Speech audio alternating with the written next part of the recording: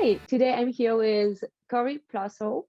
Um, Corey is a super creative marketer, and he doesn't believe in boring marketing, which honestly nobody should believe in boring marketing. And he is the marketing manager at Structural. Corey, thank you so much for being with me today. Thanks for having me, Caroline. Appreciate it. So today, we're going to talk about how to be creative in marketing. And I think especially B2B marketers can be guilty of like always going the safe way, right? And so it can be a little bit challenging to be creative in the B2B space. But you are a very creative marketer. And so what's your approach for being creative and making sure that you put content out there that is different and stands out and create some enthusiasm? Yeah, I mean, first, I just want to acknowledge that marketing is inherently terrifying. Like you are putting yourself out there, you're putting your brand out there. It's like the ultimate sense of being vulnerable as from a business perspective. And if you're in a small company, like I work for a small startup tech company, you know, it's basically me and one other person. And if something goes wrong, there's only a couple sets of shoulders that can really fall on. So I think about creativity, and I think about this idea of just doing it, but you can't think about any of that stuff without acknowledging the fear that's inherent in creativity.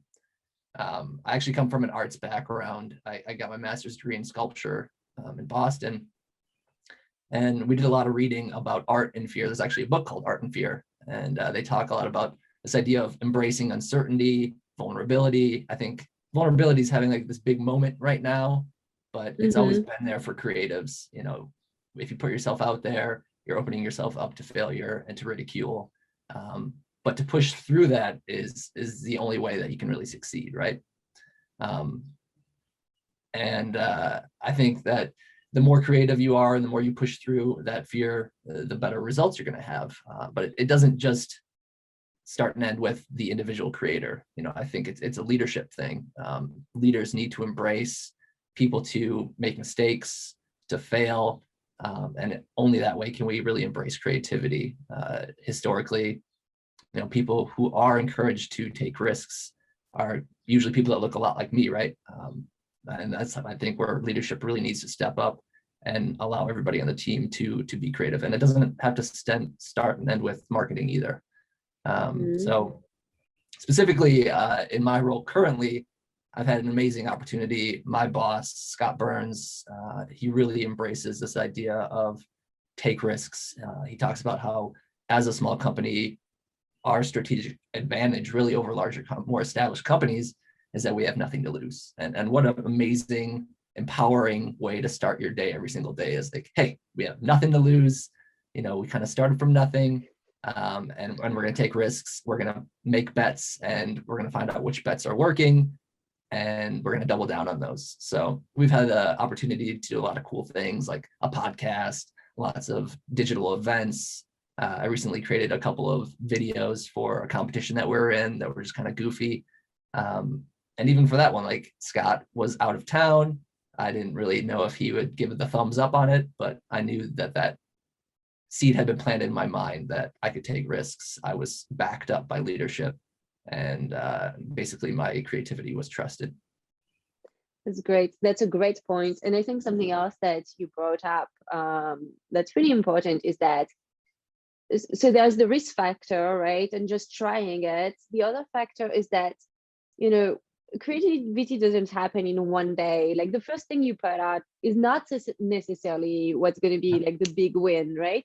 Totally. But the chances are that you're going to create the best campaign ever from your first try are really, really low. So like do it and then have a little success and learn from this and do it again. And, you know, like there's a book about creativity that is really phenomenal. It's called The Creative Curve, and it explains how all the artists, like all the biggest songs of the past few centuries, right? They didn't happen in one day. There was version 1 that didn't make it anywhere, right?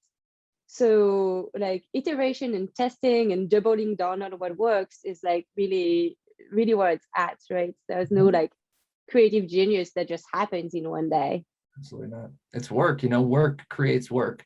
Actually, on your point, I just read that Quincy Jones had a quote that Michael Jackson went through about 800 songs to come up with the, 8 or 10 that are on the Thriller album. So Right. there's so much that the world never sees, and you need to put in that work in order to be successful. And I recently came across this idea of the 70-20-10 rule, where 70% of everything you produce is going to be pretty mediocre.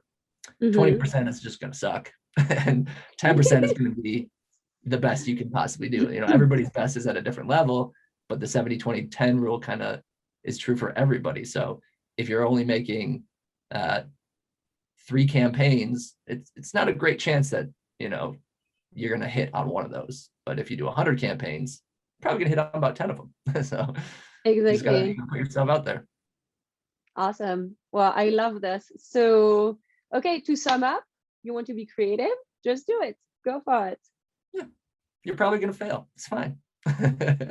Yeah, exactly. Embrace failure, right? And just try again. Absolutely. Okay, well, thank you so much, Corey. It was really a pleasure having you here. Yeah, thanks again for participating. Pleasure was all mine. Take care.